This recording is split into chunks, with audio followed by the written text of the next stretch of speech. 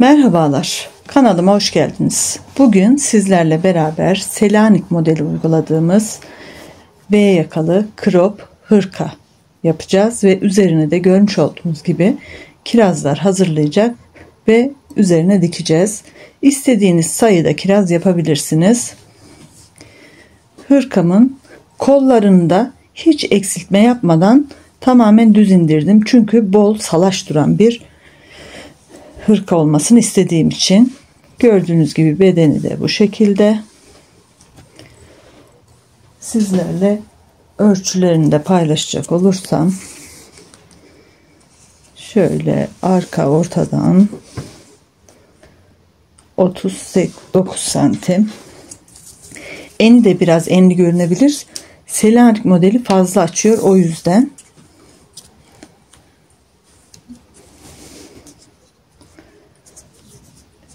Bakın eni de 36 santim. Kol boyunu da şuradan yakadan itibaren verelim. 34 santimde kol boyu var. Kolumuzu bakın şöyle katladığım zaman bedenimizden 1 santim daha kısa. Bu 3-4 yaşa olabilecek bir hırka, belki 5-6 yaş bile giyebilir. Çünkü dediğim gibi bu model çok esneyen bir model. Çok dökümlü duracak bir model. 5 tane de ilik açtım ben. Ve düğme olarak da minik kirazlar yapmayı düşünüyorum. Bilmiyorum sonunda ne karar veririz. Şimdi bu videomda hırkamı yakadan başlayacağım. Yani dikişsiz bir hırka olacak. Tamamen dikişsiz. Yakadan lastiğini örerek başlayacağız. Sonra kısa satır tekniğiyle yakayı oluşturacağız ve robaya kadar, yani şuradaki kol ve gövde ayrımına kadar olan kısmı bu videoda anlatacağım. Daha sonrasında ikinci videomuzda devam edeceğiz. Şimdi hırkamızı yapmaya başlayabiliriz. Hırkam için 2,5 numara şiş kullandım. Şöyle bir ipten de 3,5-4'e yakın ip kullandım. Beyazını, markasını kapatıyorum çünkü reklam olmasın diye. İstediğiniz iple de yapabilirsiniz tabii ki. Şimdi gelelim hırkamızın yapımına. Şimdi hırkamızı yaka lastiği ile başlıyoruz. Öndeki şişime bir ilmek doladım. 2 şişi böyle yan yana tutuyoruz. İkinci şişe ilmeğimi doladım. Ortadan geçiriyorum öndekine. Ortadan geçiriyorum arkadakine. Sırasıyla bakın 2 2 bir tane olarak sayacağız. 1 2, şöyle bakacağım. 3. Arkadaki ipi ön şişe, öndeki ipimi de arka şişe sarıyorum.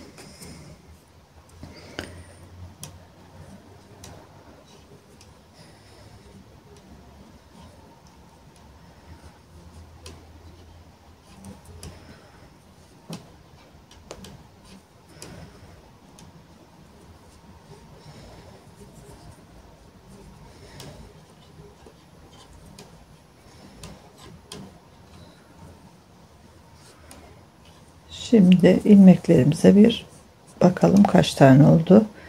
1 2 3 4 5 6 7 8 9 10 11 tane ilmeğimiz olmuş. Burada bir düğüm atıyorum.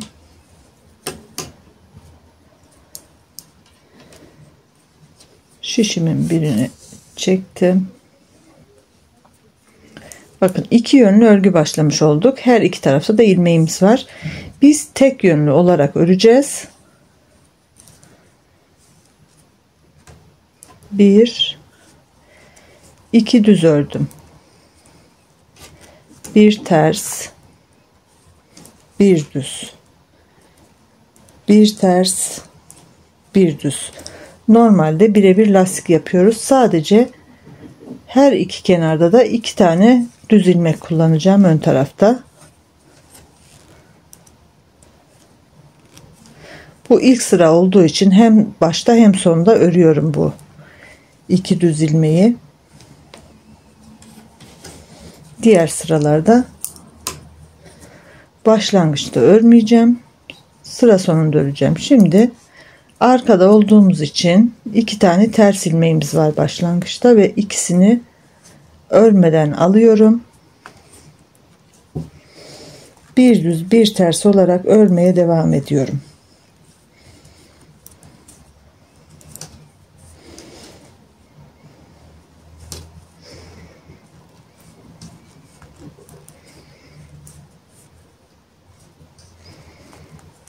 Ve sıra sonunda 2 ters ilmeğimi ördüm. Tekrar edelim. Başlangıçta 2 tane düz ilmeğim var. Bu 2 düz ilmeği örmeden alıyorum. Bir ters, bir düz olarak örmeye devam ediyorum.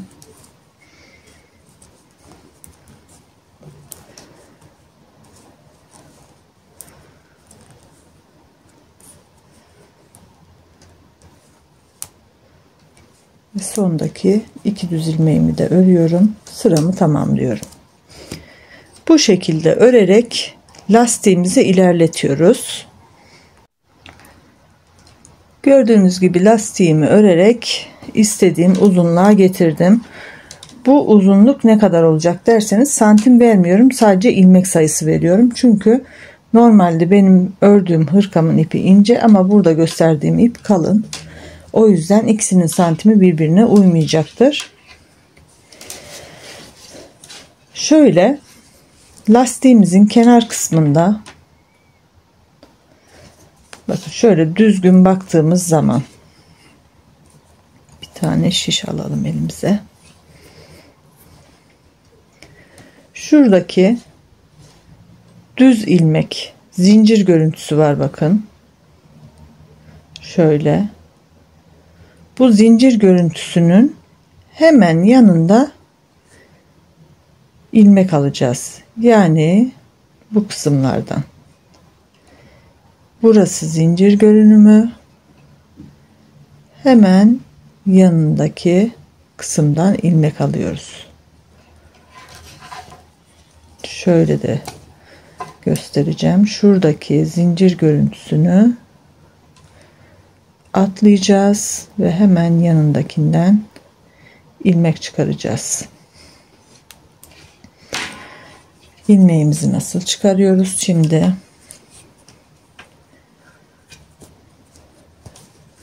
Şöyle ön taraf burası olduğu için ilk başta ilmeği çıkaracağım noktayı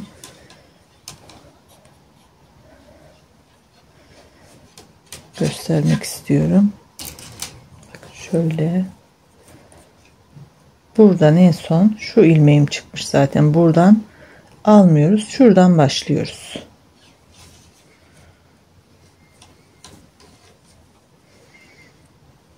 Bakın buradan ilk ilmeğimi çıkardım. Buradan sonrası çok daha kolay. Aynı hizadan devam ediyorum. Bir sonraki yerden, yine bir sonraki yerden,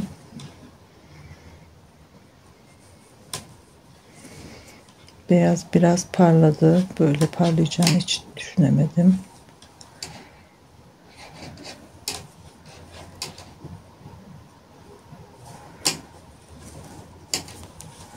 Şöyle ön tarafa baktığımız zaman bakın düz ilmeğimiz zincir görüntümüzün hemen dibinden ilmeğimizi almış oluyoruz.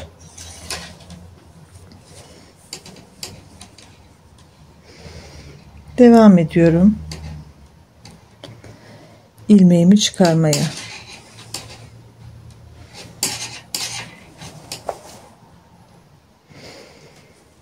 İlmeklerimi sıra sonuna kadar çıkardım. Buradan Burası 2, 4, 6, 8, 10, 11 tane lastiğimin ilmeğini ayırdıktan sonra sayıyorum. 2, 4, 6, 8, 10, 12, 14, 16, 18, 20, 22, 24, 26, 28, 30, 32, 34, 36, 38, 40. 40 tane ilmek çıkarmışız. Şimdi burada yine lastiğimin ilmeklerini örmeye devam edeceğim. Burada ilk ilmeği düz örüyorum. Ters örüyorum.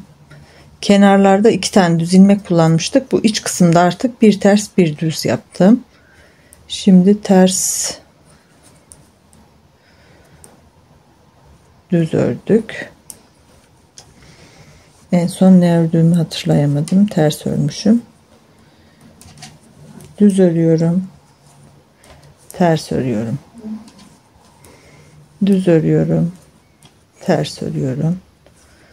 Düz örüyorum.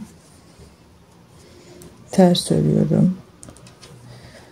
Düz, ters ve ters olarak ördüm. Burası kenar kısmımız oldu. Gördüğünüz gibi ilmeklerimizi hazırlamış olduk.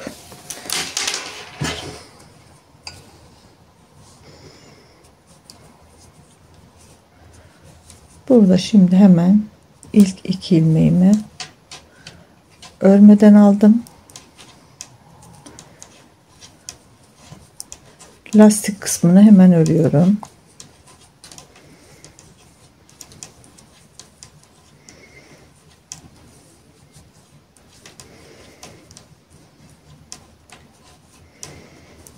Şimdi kaç ilmeğimiz olmuş? 2, 4, 6, 8, 10, 11. 11 ilmekten sonra bir tane işaretleyicimi taktım. Burası lastiğimizin ilmekleri. Burada bir tane artırma ilmeğimiz olacak. Bir artırmamı yaptım. Bir düz ilmeğimi ördüm ve bir artırma daha yapıyorum. Burada bir işaretleyici daha taktım. Şimdi omuz için ayırdığımız ilmeklerimizi öreceğiz. İlk ilmeğimi örmeden aldım. İkincisini ters örüyorum. Örmeden alırken ipimi üzerine doluyorum. Ters örüyorum. İlmeğimi örmeden alıyorum. İp önde. Şişin üzerine doladım ve ters ördüm. Örmeden aldım. Ters ördüm. Şimdi kaç ilmeğimiz oldu? 1, 2, 3. Şu ikili olanlar üzerine doladıklarımız. 1, 2, 3, 4, 5, 6, 7, 8, 9, 10 ve 11. 11 ilmeğim oldu burada. Burada bir işaretleyici daha taktım. Şimdi bir tane artırma ilmeğimiz var yine burada. Bir ilmeğimi artırdım. Bir düz ilmek ördüm. Ve bir ilmek daha artırdım. Bu bir düz ilmeğin sağında ve solunda birer tane artırmamızı yapıyoruz. Hemen buraya da bir işaretleyici takıyorum. Şimdi arka için ayırdığımız ilmek sayımız 19 olacak. Burada toplamda 14 var. 5 tane gizli artırma yaparak bunu tamamlayacağız 19'a. Doladım. Ters ördüm. Örmeden aldım, doladım. Ve şöyle alttan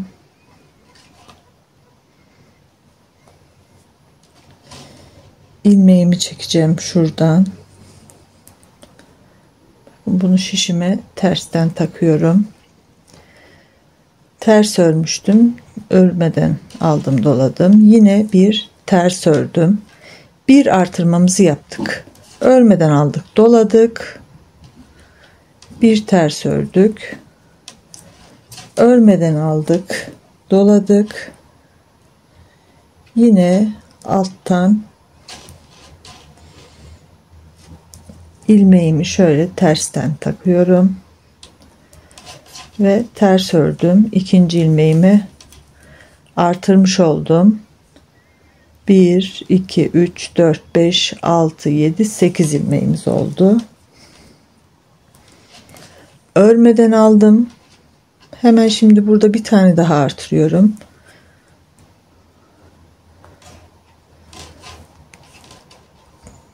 Ters ördüm. Örmeden aldım. Ters ördüm. Örmeden aldım. Üçüncü artırmamızı yaptık sanırım. 2 4 6 8 10 12 13 6 tane ilmeğimiz kalmış. 13 bir tane yine artırmamı yapıyorum şuradan.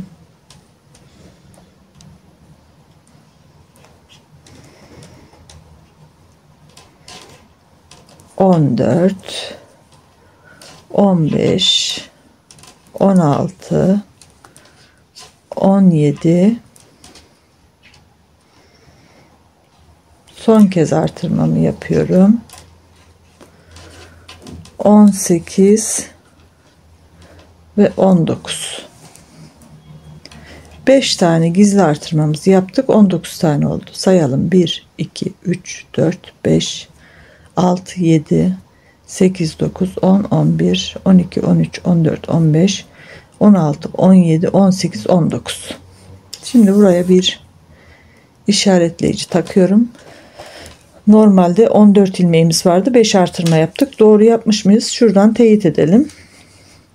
11 lastiğimin ilmeği olacak. Bir tane artırma ilmeğimiz.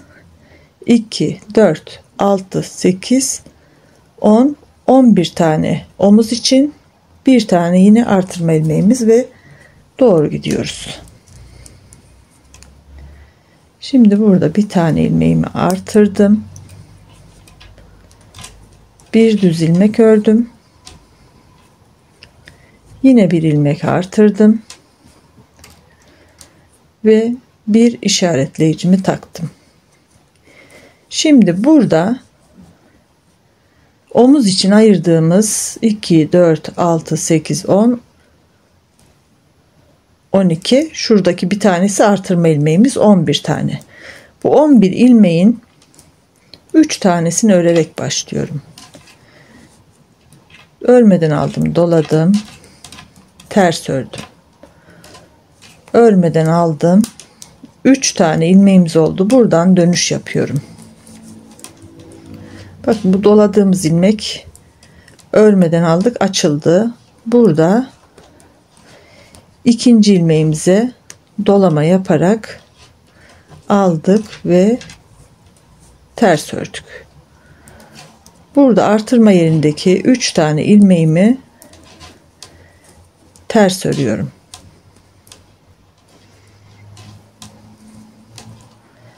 İşaretleyicimi aldım. Selanik modelimizi örgümüzün arkasında ve önünde hep uyguluyoruz. Şuradan bakacağım. Şuradaki dolamamız açılmış. O yüzden eksik var diye düşündüm bir an. İkili olan ilmeği ters örüyorum. Tekli olan ilmeği örmeden aldım, doladım. İkili ilmeği ters ördüm. Tekli ilmeği örmeden aldım, doladım. İkili ilmeği ters örüyorum. Örmeden alacağım ilmekten önce ipi öne geçirdim, gördüğünüz gibi. Hemen şişin üzerine bu şekilde doluyoruz ve ters örüyoruz. Örmeden aldım. Şimdi çiftli ilmeği ördüm. Örmeden aldım. Her iki tarafta da Selanik modelimizde tekli olan ilmeği örmeden alıyoruz. Üzerine dolama yapıyoruz. Çiftli olan, yani üzerinde dolama olan ilmeği ters olarak örüyoruz. Yine artırma yerimize geldik. Burada artırdığımız ilmekleri ve artırma yerindeki ilmeği ters örüyorum. Şimdi bu tarafta omuz için ayırdığımız ilmeklerimiz var. 2, 4, 6, 8, 10, 11. Burada da yine diğer tarafta yaptığımız gibi 1, 2 ve 3. 3 ilmeğimi ördüm. Döndüm. İlk ilmeği örmeden alıyorum. Üzerine hemen dolamayı yaptım. Ördüm. Örmeden aldım. İşaretleyicimi geçiriyorum. Burada artırma yerindeyiz.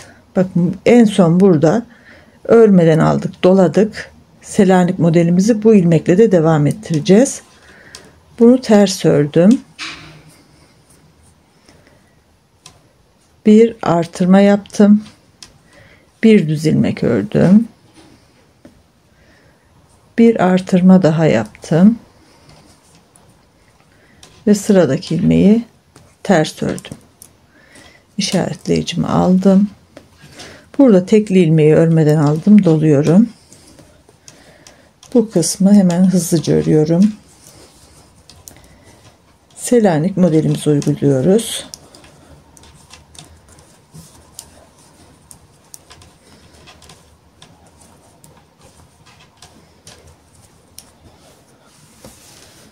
Biraz ipimi rahatlatacağım.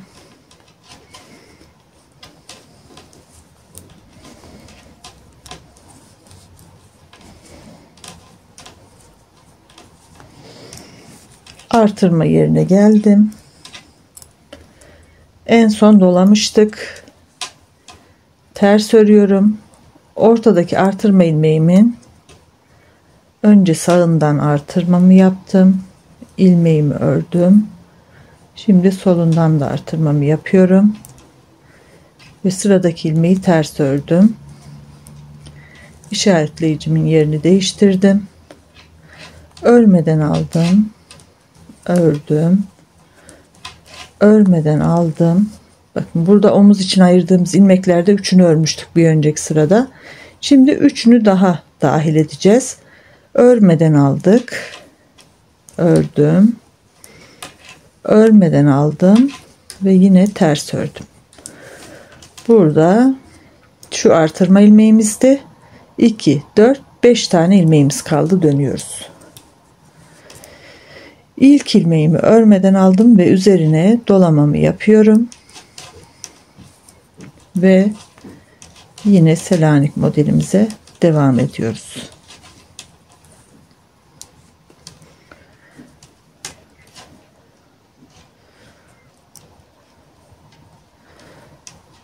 Burada bakın yan yana 5 tane ilmek oldu.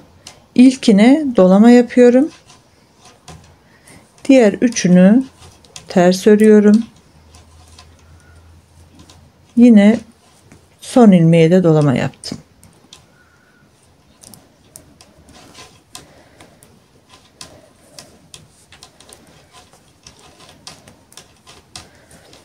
Modelimizi uyguluyoruz yine.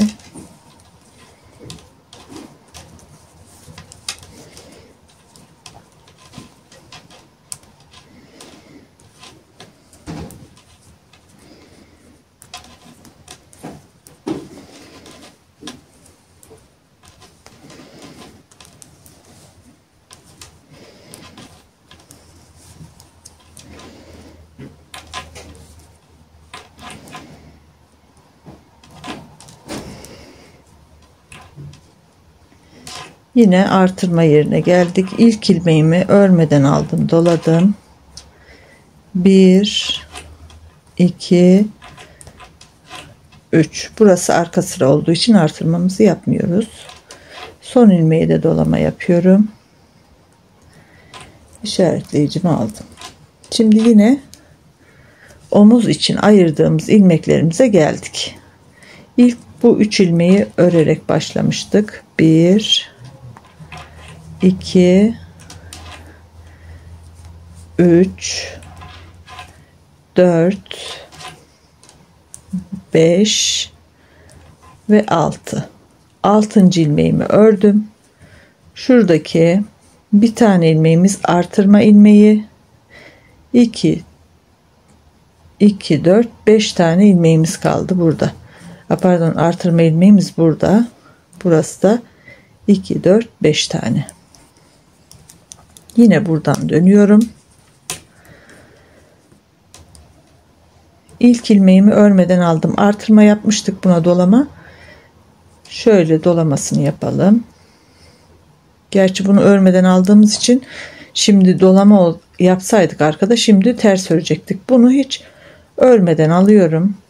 İkinciye dolamasını yaptım, örmeden aldım. 3 4 5 6. Şimdi yine şuradaki ipi işaretleyicimi şöyle aldığım zaman düzgün olacak. Doladım. İşaretleyicimi aldım. İkili ilmeği ters ördüm. Tekli ilmeği örmeden aldım, doladım. Artırma ilmeğindeyiz. Önce sağından bir ilmek düz ördüm. Sonra da solundan artırmamı yapıyorum. Sıradaki ilmeği örmeden aldım, doladım ve ters ördüm.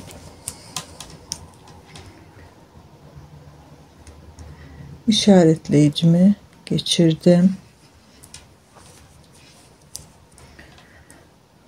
Örmeden aldım. Ördüm. Yine modelimizi yaparak ilerleyelim. Aradaki mesafe kısa olduğu için videoyu kesmeden beraber devam ediyorum. Hem de aklınızda bir soru kalmamış olur.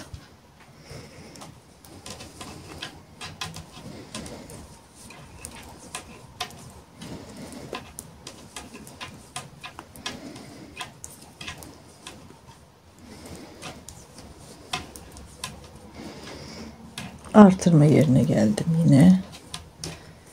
Ördüm. Örmeden aldım, doladım. Artırma ilmeğindeyiz. Bir artırmamı yaptım. Bir düz ördüm. Bir artırma daha yaptım. Ve modelime devam ediyorum.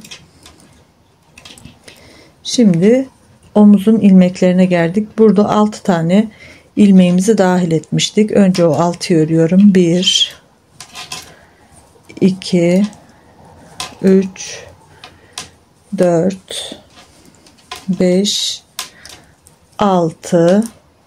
Sıradaki ilmeği örmeden aldım. 7 8 ve 9. ilmeği de örmeden aldım. Burada şu artırma ilmeğimiz, 2 tane ilmeğimiz kaldı.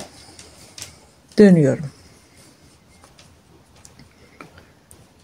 Burada bakın, dolama yaptığımız ilmeği istersek dolamasını yapmadan da bırakabiliriz. Şimdi diğer sıradan devam ederiz.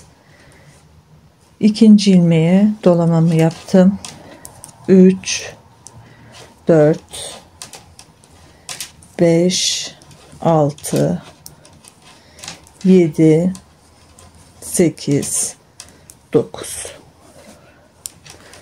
9 ilmeğimizi dahil etmişiz. Şimdi yine modelimizi uygulamaya devam ediyoruz.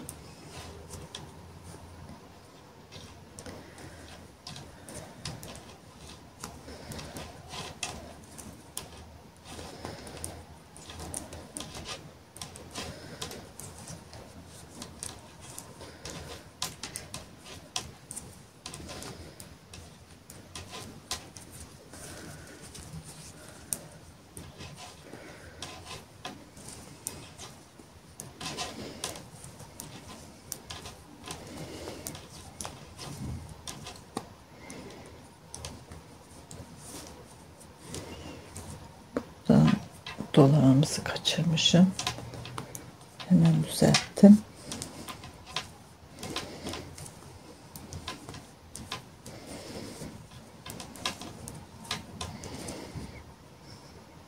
Yine artırma yerimizdeyiz.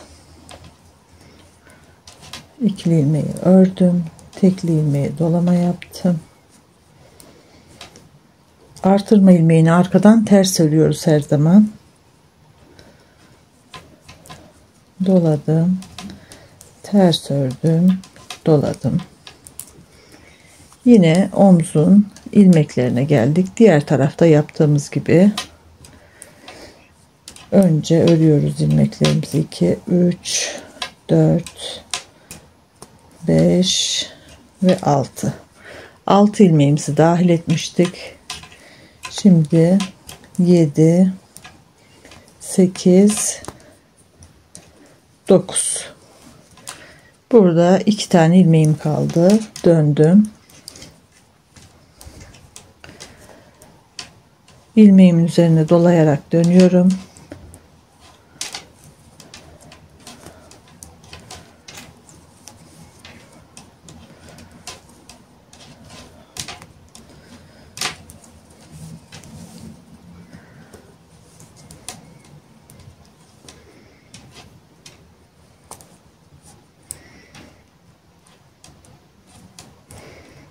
Şimdi artırma yerine geldik.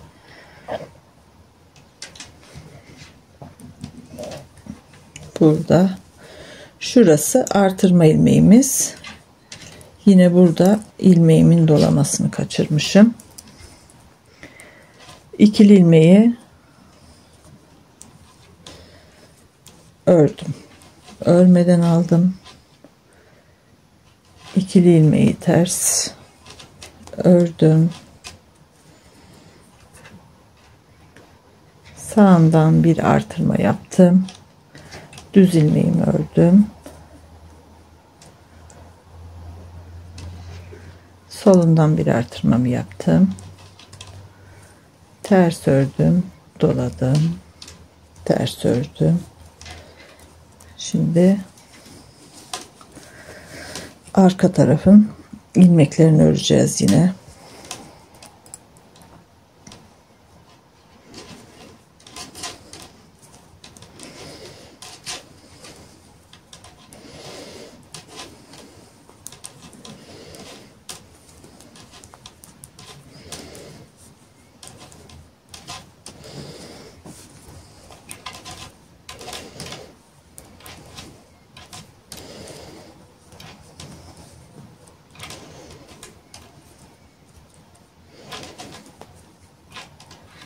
Artırma yerine geldik.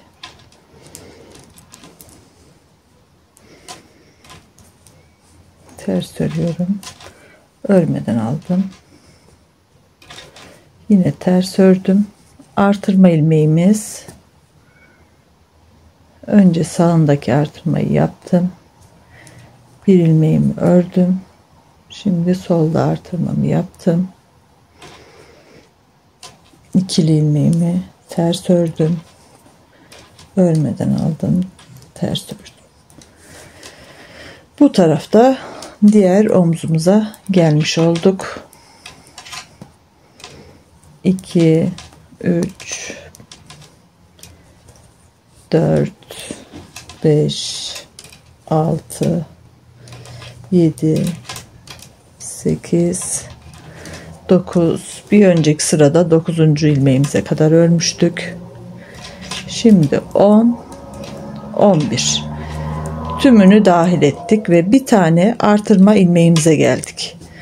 Bu artırma ilmeğimizi diğer tarafta başlangıçta yapmıştık gördüğünüz gibi. Burada kısa satır tekniği uyguladığımız için burada yapmıştık. Sonda şimdi yapıyoruz.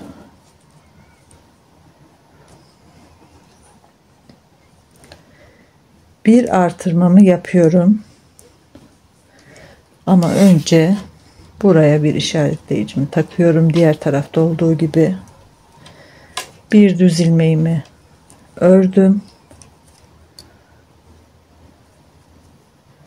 Bir artırmamı yaptım yine.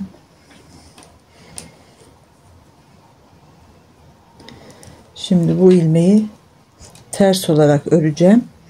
Çünkü kenarda 2 düz yapmayacağım artık. Burayı örgümüze dahil ettik.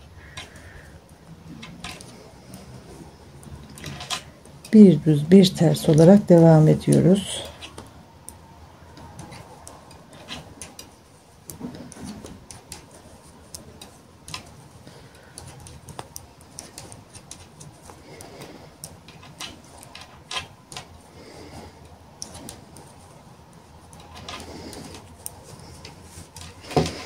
Sıramızı bu şekilde tamamladık. Şimdi diğer tarafa doğru ilerleyeceğiz. Ve diğer tarafta da yine lastiğimizi örgümüze dahil edeceğiz.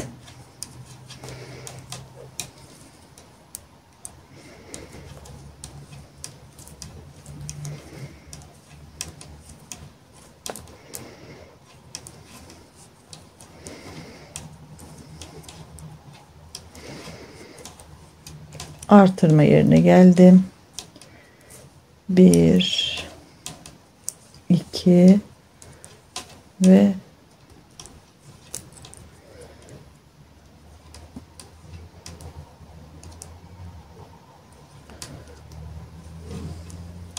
3 oldu.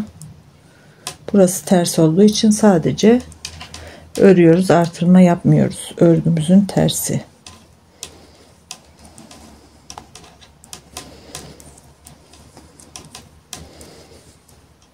Şimdi bütün ilmeklerimi Selanik modelini uyguluyorum.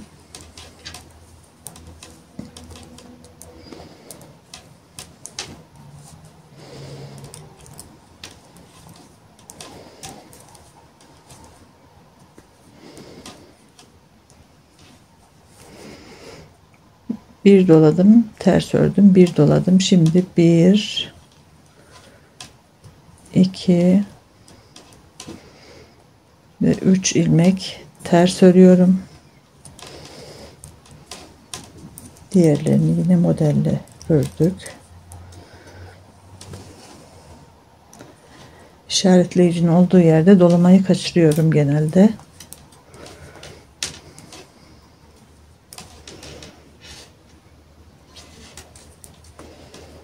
Şöyle hemen takalım.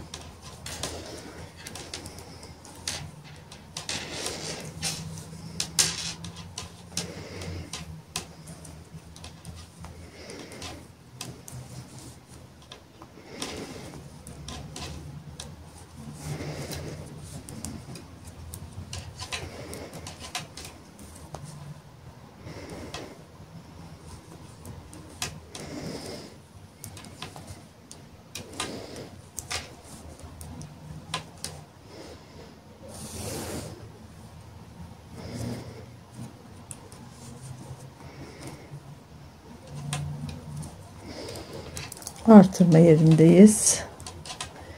Yine ilk 3 ilmeğime Selanik modelini uyguladım. 1 2 3 tane ters ördüm. Selanik modeline devam ediyorum.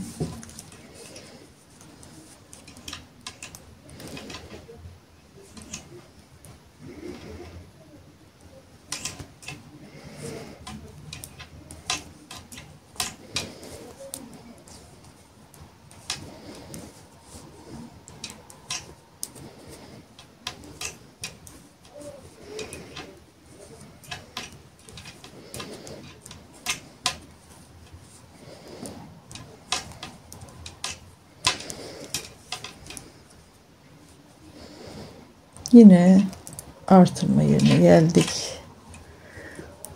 3 ilmeğimi ters alarak ördüm. Şimdi lastiğimizin ilmeklerini örüyoruz.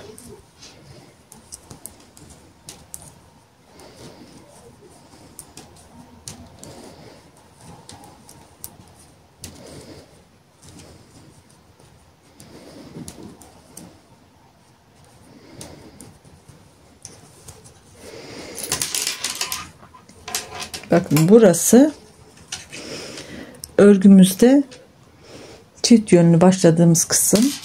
Bu taraf için lastiğimiz de buradaki ilmeklerle hazır olmuş oldu. Kısa satır tekniğini burada tamamlamış olduk. Şimdi yine ön sıramızdayız. Burada lastiklerimi ördüm. Bakın 2, 4, 6, 8, 10, 11 tane. Şu ilmek artırma ilmeğimiz. Burada şöyle bir işaretleyicim vardı hatırlarsanız. Burası artırma ilmeği. Burası artırma ilmeği. Yine burada artırma ilmeğimiz var. Şu düz ilmeğimiz. Ve burada artırma ilmeğimiz var. Yani 1, 2, 3, 4 yerde artırma yapıyoruz. Şöyle şablondan gösterecek olursam. Bu 4 artırma yerinde her ön sırada sağ ve soldan artırma yapıyoruz. Yani hem sağından hem solundan robamızı tamamlayana kadar artırmamıza devam edeceğiz. Şimdi burada yakamızda öne doğru bu eğimi vermek için hemen lastiğin dibinden de artırma yapmamız gerekiyor. Çünkü burada artırma yapmazsak yaka direkt şöyle iner. O zaman da V yakamızı elde edemeyiz.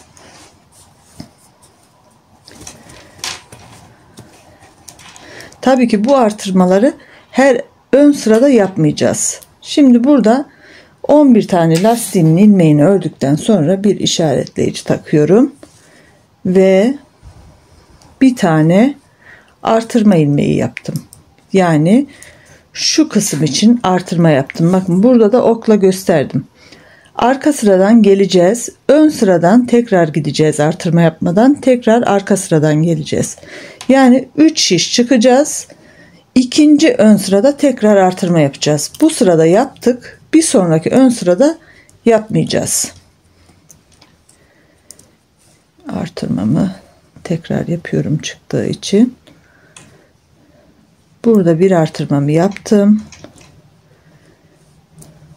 Buraya işaretleyici taktım ki her seferinde lastiğimizle artırma ilmeğini saymayalım diye.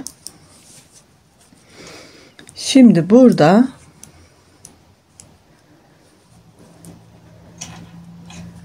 şöyle bakın şuradaki modeli takip edeceğiz. İlk modelimizi örmeden alıp dolayacağız. O zaman bu ilmekleri ters öreceğiz. İlk ilmeğimi ters ördüm. Hemen artırmamı yaptım ve artırma ilmeğimi düz ördüm. Soldan yine artırmamı yaptım. Sıradaki ilmeğimi ters ördüm. Şimdi örmeden alıyorum. İkili ilmeği ters örüyorum. Örmeden alıyor, üzerine dolamamı yapıyorum ve ters örüyorum. Bu şekilde ilerliyoruz.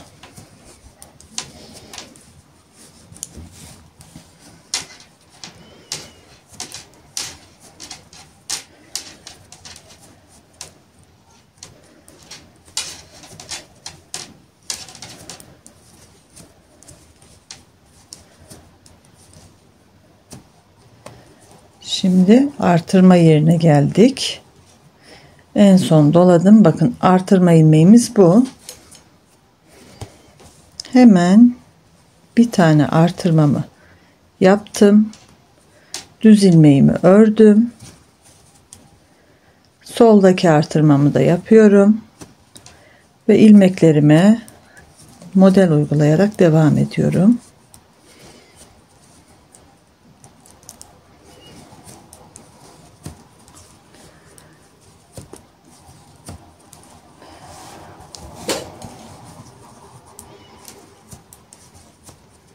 Bu sırayı hiç kesmeden beraber ilerletiyorum ki kafanız karışmadan net olsun diye.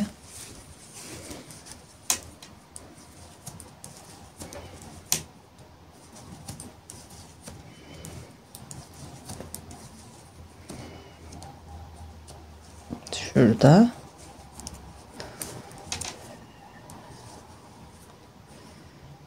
Evet. Artırma yerimiz burası.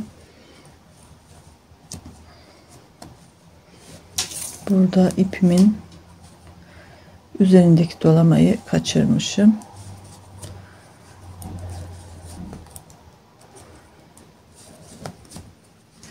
Artırma yerine geldik tekrar. 3. artırma yerindeyiz. Ve artırdığımız ilmeğimizin kenarındayız. Bir artırma, bir düz ilmek, yine bir artırma ve modelimize devam ediyoruz.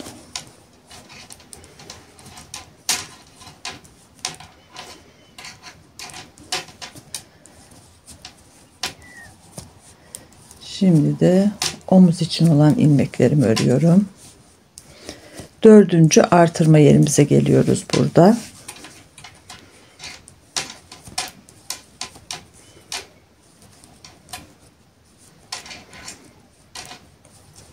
Ve bir ilmeğimi ters ördüm. Hemen artırmamı yaptım. Düz ilmeğimi ördüm. Tekrar bir artırma yapıyorum.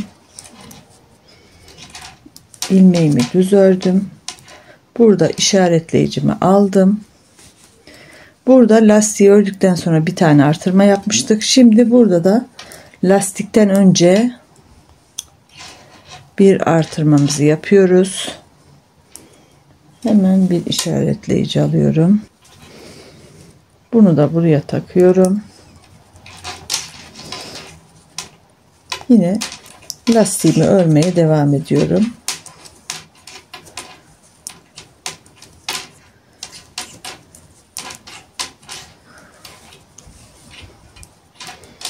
Ön taraf için ilk artırmalarımızı yaptık. Şimdi arka sıradan yine modelimizi uygulayarak devam ediyoruz. Sadece artırma yerlerindeki sağında solunda artırma ilmeklerimizi hep ters örüyoruz arka sırada ve diğer yerlerde modelimizi uyguluyoruz. Ön sıraya geliyoruz. Bir önceki sıramızda bir tane artırma yapmıştık. Şimdi bu sırada artırma yapmayacağız. Yani sadece burada artırma yapmayacağız. Bu ön sırada artırmayacağız. Yine arkadan geleceğiz. Diğer ön sıraya geldiğimizde artırma yapacağız. Yani arada bir düz sıra mesafe olacak.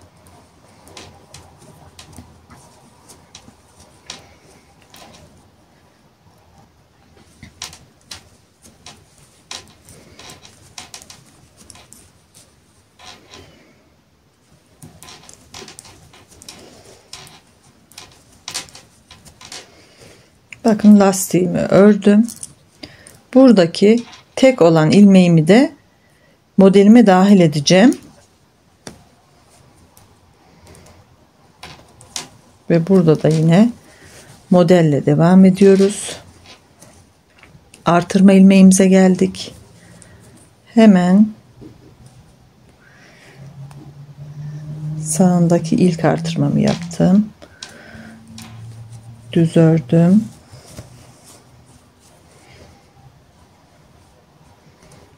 Soldaki artırmamı yaptım. Sıradaki ilmeğimi örmeden alıyorum. Çünkü bakın bu çiftli. Çiftli olanı da ters örüyorum.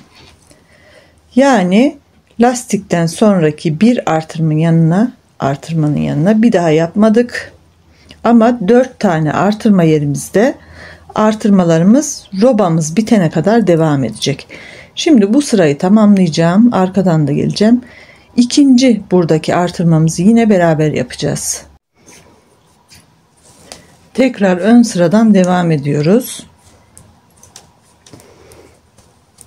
Hemen lastiğimi örüyorum.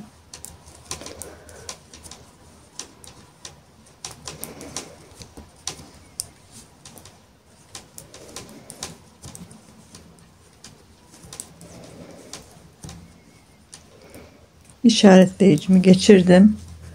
Bakın bir artırmamızı yapmıştık ve bir önceki sırada da artırma yapmadan örmüştük. Şimdi ikinci artırmamızı buradan yapıyoruz. Ve tek olan ilmeğimi model uyguluyorum. Yine üzerine dolama yaptım. Sıradaki ilmeklerimi yine modelde nasıl geliyorsa öyle devam ediyorum. Artırma yerine geldim.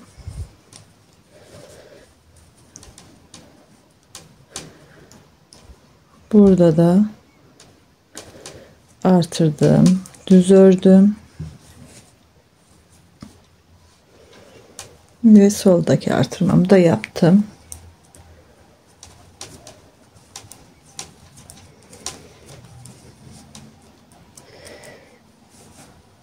Bu şekilde ikinci artırmamızı yapmış olduk. Şimdi kağıt üzerinde göstereceğim sizlere.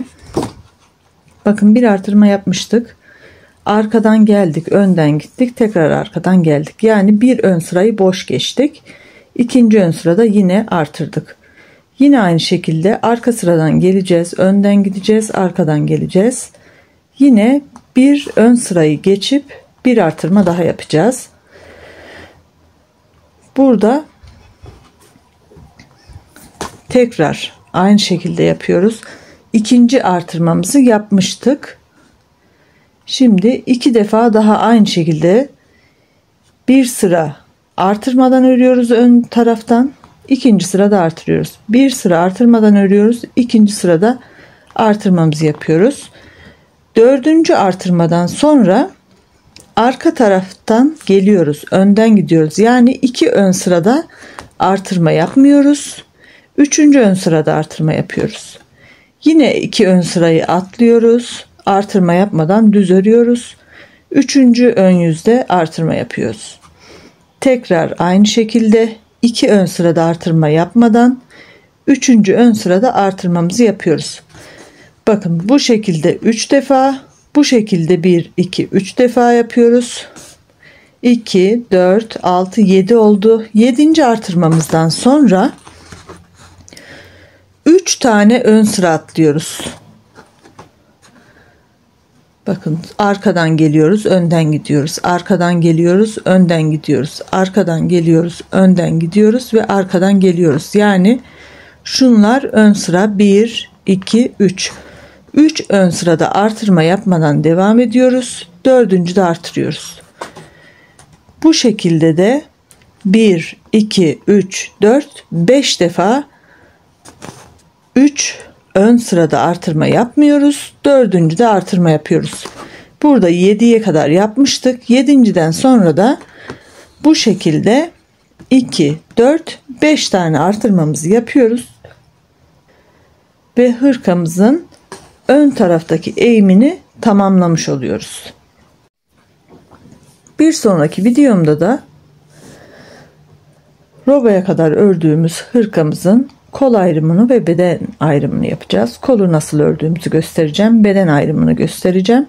Ve hırkamızı beraber tamamlamış olacağız.